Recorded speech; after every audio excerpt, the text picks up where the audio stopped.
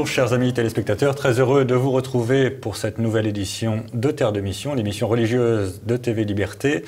Au programme aujourd'hui deux séquences, une première dédiée à Odeya, une agence de voyage spécialisée dans les pèlerinages, dans les voyages culturels. Nous allons donc parler, découvrir le monde avec le prisme chrétien. Première chose. Et deuxième chose, nous recevons ensuite des jeunes qui se lancent dans la production cinématographique et donc deux sujets pour montrer que les catholiques s'engagent dans le secteur métapolitique qui est l'avenir.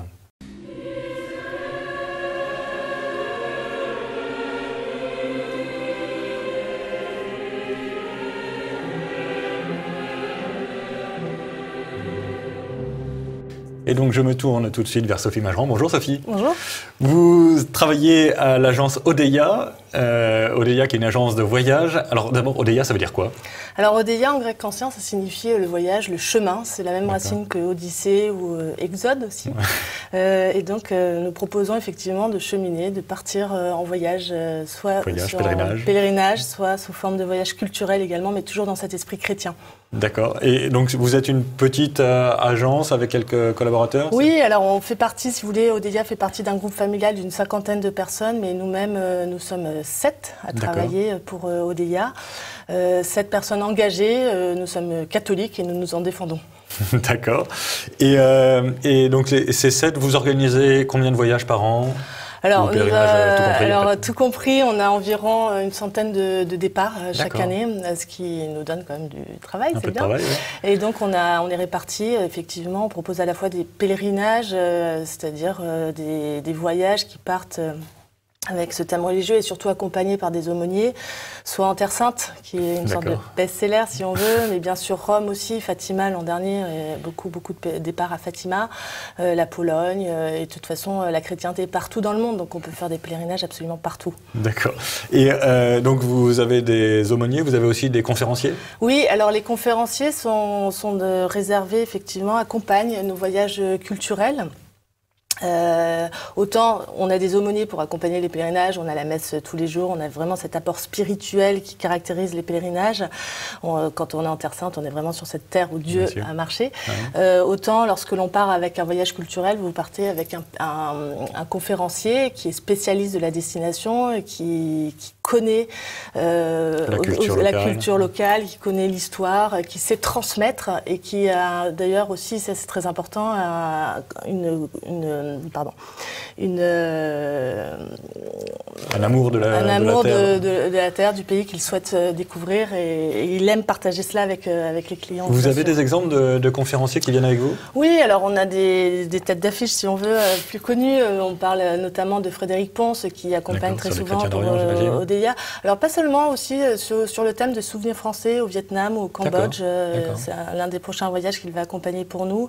Mais encore d'autres, vous avez également Alexandre Delvalle qui part avec nous à Malte à l'occasion du Nouvel An. Nous avons également Charlotte Dornelas qui est en ce moment au Liban avec Valeurs Actuelles et donc Odeya. Mais on a donc vous faites un partenariat avec Valeurs Actuelles pour... Oui, absolument. Absolument. Et donc on a également aussi d'autres conférenciers qui sont peut-être moins connus mais non moins qualifiés et tout à fait intéressants et que les voyageurs qui partent avec nous admirent, si on veut, et en tout cas apprécient énormément. Et en gros, c'est des voyages qui emmènent combien de personnes à chaque fois? Alors, les voyages culturels, ça, nous y tenons, c'est 22 participants maximum par groupe, de manière à conserver une qualité, pour éviter aussi d'avoir cette lourdeur d'un groupe. Ça permet aussi d'échanger plus facilement entre soi et de créer vraiment une ambiance. C'est vrai que les gens se retrouvent sur la même longueur d'onde. C'est ce qui est agréable aussi, ils partagent les mêmes convictions. Nos voyages culturels sont vraiment réalisés dans cet esprit chrétien qui nous caractérise. On a vraiment cet ADN qui nous tient à cœur et que nous défendons. D'accord. Et c'est quoi? C'est en gros moitié-moitié culturel, pèlerinage ou Non, ce sont deux choses différentes. Le voyage culturel, c'est un voyage vraiment culturel. Néanmoins, on laisse le temps, le dimanche matin, pour ceux qui le souhaitent, par exemple, d'aller à la messe, bien sûr. Mais voilà, c'est forte valeur ajoutée au niveau culturel. C'est aussi partir hors des sentiers battus, c'est aller à la rencontre des populations. Je pense par exemple à l'Éthiopie, qui est un voyage extraordinaire. Oui, c'est pas banal en tout cas. Et on y va à l'occasion des fêtes de Timkat. Qu'est-ce que c'est que ça, les fêtes de Timkat? Les fêtes de Timkat, c'est l'épiphanie pour l'église éthiopienne. Le Noël monophysite. C'est ça, alors c'est très beau, vous avez des processions extraordinaires qui ont lieu pendant 3 jours. Timkat, Épiphanie, c'est la manifestation de la Sainte Trinité lors du baptême du Christ et absolument pas les rois mages comme chez nous. C'est une fête, la fête la plus importante sans doute pour les chrétiens éthiopiens. Cette chrétienté qui s'est établie en Éthiopie avant même que Rome ne reconnaisse officiellement le christianisme. Donc c'est absolument Mais dans quel état enfin c'est juste une parenthèse, mais dans quel état est la chrétienté éthiopienne? Parce qu'elle a été quand même massacrée par les communistes. Oui, alors la foi est encore vivace, en tout cas dans la partie nord du pays où ces chrétiens se sont toujours retranchés. C'est une église autocéphale désormais, avec des traditions très propres, matinée des éléments d'ailleurs mosaïques. Bien sûr, c'est les descendants de la reine de Saba. Ouais, absolument, donc c'est très étonnant et c'est vrai que on a l'occasion de rencontrer la population sur place et ça n'a pas de prix non plus. Et de manière complètement spontanée. Et donc, c'est les populations, l'église locale qui vous invite? Comment ça se passe? En Éthiopie, c'est assez spontané parce que vous savez, en Afrique, on vit dehors, on vit sur les routes, donc on s'arrête, on rencontre et on participe aux processions sans même que ça ne soit finalement organisé. C'est ça qui est intéressant. Vous devez trancher un peu quand même. Oui, bien sûr. Des Européens au milieu des Éthiopiens, ça se voit un peu quand même. C'est vrai, mais on est bien reçus. D'accord. On a également le Liban qui marche très très bien en ce moment, si on peut parler ainsi. Le Liban, la France et le Liban qui ont vraiment des liens très serrés. La Russie aussi, l'an prochain on propose plus culturel ou pèlerinage? Sous forme, les deux, mais disons que nous avons une dizaine de départs en Russie, l'an prochain, Saint-Pétersbourg notamment, Moscou aussi, qui est une ville passionnante. Et donc la Russie qui est absolument... qui intéresse un peu les Européens en ce moment. C'est cela, et qui est à l'ordre du jour, on va dire. On peut dire ça. Et donc, on voit bien la logique, fort accent culturel, fort accent spirituel. Sur les 100 voyages que vous faites, combien de voyages culturels, en ordre de grandeur c'est difficile, on peut dire, peut-être moitié-moitié. C'est vrai que pour les pèlerinages, nous avons à la fois des pèlerinages que nous proposons à la vente, si on veut, et les gens s'inscrivent comme ils le souhaitent selon les destinations et selon les dates de départ. Nous avons également beaucoup de communautés religieuses qui sont très attachées désormais à Odeya et qui reviennent très souvent vers nous, qui organisent leur propre pèlerinage, leur propre départ avec leur aumônier, etc. Et donc ça, c'est une autre forme, si vous voulez, d'organisation. Et ça marche très très bien et ça nous fait chaud. Ça existe depuis quand, Odeya? Alors Odeya, ça existe depuis... La marque en tant que telle existe depuis une douzaine d'années maintenant. D'accord, Mais il est vrai que dans le groupe familial, on a toujours organisé des pèlerinages depuis 40 ans maintenant. Parfait. Merci beaucoup, chère Sophie Mageran. Donc, peut-être un petit mot pour signaler aux téléspectateurs comment vous contacter, connaître votre catalogue, ce genre de choses. Donc, il suffit de nous joindre par téléphone au 01 44 09 48 68 ou sinon sur www.odeya.fr. D'accord, odeya.fr, parfait. Donc, deux missions principales. Pèlerinage, voyage culturel et 100 destinations, sans départ, plus exactement. Et combien de destinations on a à la fois l'Amérique du Sud, l'Europe, le bassin méditerranéen, beaucoup d'Italie, on n'en a pas parlé, tout le Proche-Orient aussi, avec notamment Benjamin Blanchard qui part régulièrement avec nous de SOS Chrétien d'Orient, mais également l'Extrême-Orient et l'Asie, bien sûr. Donc là aussi, rapport France-Indochine, si je puis dire. Oui, absolument. On a lancé ces thèmes de voyage culturel sur le thème du souvenir français. Ça marche très bien. Oui, je me doute. Surtout que comme nos braves dirigeants n'ont aucun souvenir français, il faut bien qu'on s'organise tout seul. C'est ça. Et c'est ça qui plaît, je crois. Absolument. Merci beaucoup. Et donc, tous nos vœux pour le développement d'Odeya. Et j'espère que l'année prochaine, vous reviendrez pour nous présenter vos 500 destinations. Avec plaisir. À bientôt. Merci.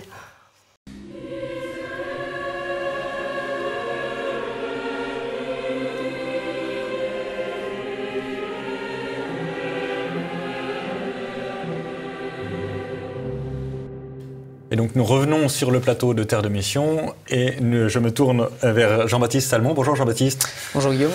Vous êtes un membre du bureau des studios Saint-Louis et vous venez nous présenter un projet assez sympathique que les studios Saint-Louis lancent. Mais alors d'abord, c'est quoi les studios Saint-Louis ? Alors donc l'association Saint-Louis Studio a été créée il y a 1 an à peu près.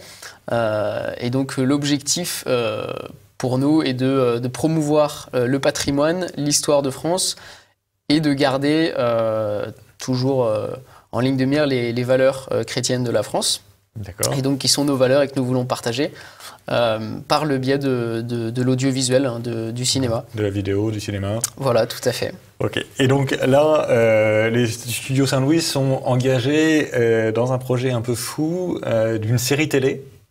Oui, tout à fait. Nous avons commencé cette année à tourner une série qui s'appelle Un dîner aux chandelles. Donc c'est une série qui se passe au début du XXe siècle dans un château en Touraine et qui représente la vie d'une famille française de l'époque dans son château, avec donc le monde de l'aristocratie familiale et puis le monde des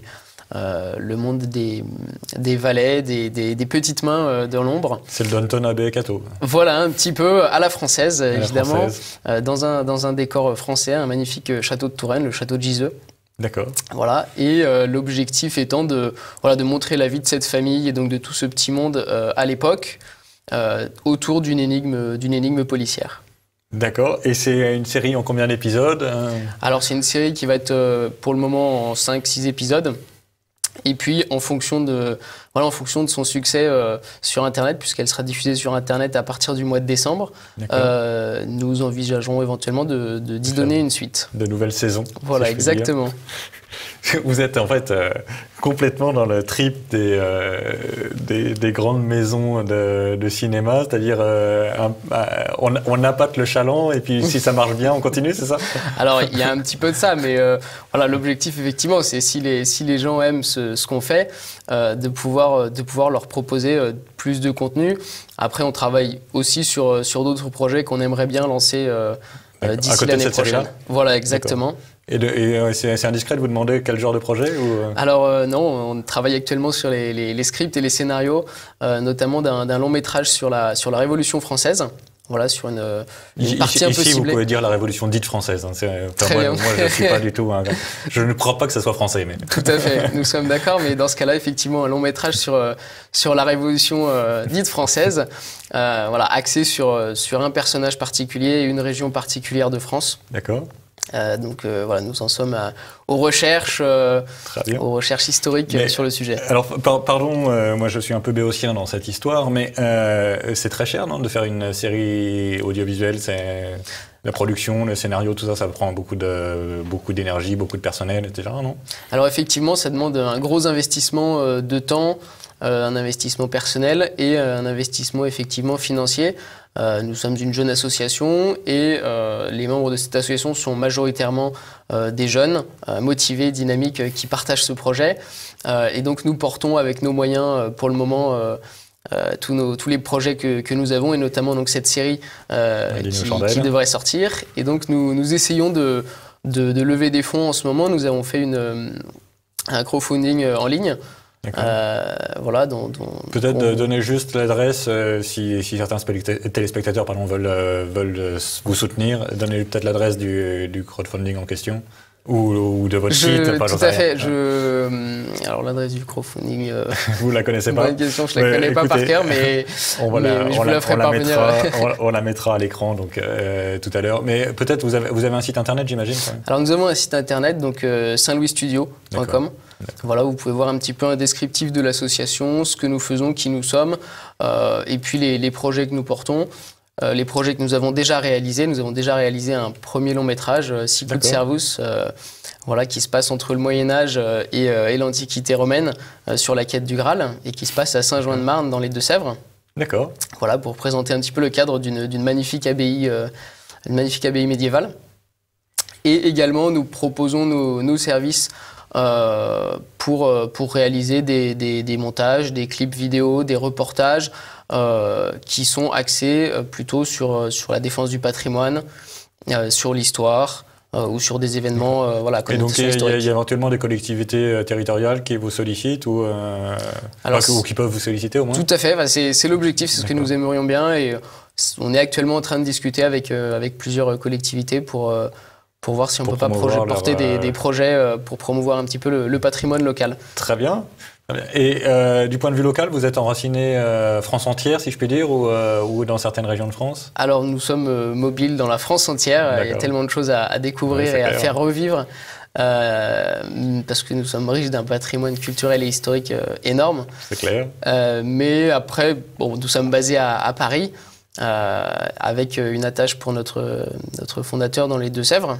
D'accord. Voilà, donc plutôt dans l'ouest de la France, mais... Bon, nous ne sommes pas fermés à porter des projets. Est-ce qu'on peut vous demander quelques éléments, j'allais dire un peu alléchants, un dîner aux chandelles donc j'ai bien compris ce que ça racontait, mais est-ce qu'on peut avoir quelques éléments sur l'intrigue Qu'est-ce qui pourrait séduire le téléspectateur? Alors, on pourra éventuellement peut-être passer un petit extrait de la bande-annonce, mais pour vous faire un petit synopsis rapide, donc nous avons une famille vient un soir, pendant le dîner, le fameux dîner aux chandelles, un homme débarque au château et vient bouleverser toute la petite vie de la famille en amenant des éléments mystérieux, des éléments d'intrigue. Il va y avoir des morts mystérieux et une enquête faite par 2 policiers au sein du château. Il y a également un abbé qui va mener son enquête de son côté. Voilà, et toutes ces petites intrigues et tous ces petits rebondissements vont nous amener à un final assez intéressant. D'accord. Et en termes de temps, vous disiez 5-6 épisodes de combien? 20 minutes ou... Alors, c'est des petits épisodes qui font plutôt un quart d'heure. D'accord. Voilà. Donc, au total, une heure et demie, quoi. Voilà, tout à fait. Okay. Bon, écoutez, très, très alléchant. J'espère que les téléspectateurs vont être intéressés aussi. Donc, l'adresse du site internet et du crowdfunding devrait apparaître à l'écran. Et donc Saint-Louis Studio, premier objectif, c'est le dîner aux chandelles et beaucoup d'autres objectifs pour l'année 2019 et 2020. Voilà, tout à fait. Et je rajouterais que nous avons besoin du soutien de tout le monde, de tous ceux qui seraient intéressés par ce projet, même qui auraient éventuellement des idées, des projets à nous soumettre, ou qui auraient envie de rejoindre notre association, de nous aider par quelque moyen que ce soit, de participer à nos prochains tournages. Nous fonctionnons et nous vivons pour vous et grâce à vous aussi. C'est l'objectif de partager un petit peu cette passion de notre pays, de nos valeurs et puis du cinéma aussi. Très bien, merci beaucoup et bon vent, cher Jean-Baptiste et cher Saint-Louis Studio. Nous nous retrouvons la semaine prochaine et d'ici là, que Dieu nous garde. C'est que, monsieur, vous n'êtes pas le seul à avoir été victime d'un empoisonnement. On a essayé de vous empoisonner, monsieur le comte. En revanche, Madame Brévin n'a pas survécu. Nous avons perdu tout ce que nous avons investi. Votre hôtel a brûlé cette nuit, il ne reste plus rien. Une fuite de gaz, à en croire la police. Nous avons affaire à un esprit tordu. Ça, je vous le dis. Vous dites que tout le monde observait votre père remplir les verres? L'œuvre d'un fantôme, un assassin fantôme. Personne ne l'a vu mettre le poison dans nos boissons. Personne n'a senti sa présence.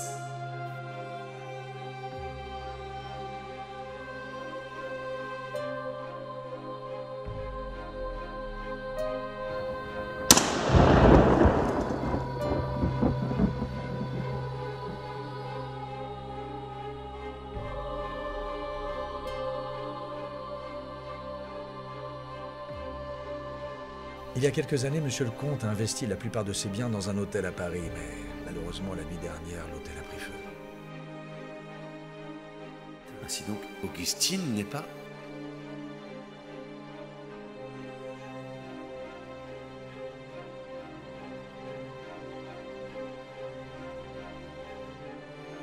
C'est un esprit rationnel qui a orchestré tout ça, et non un fantôme.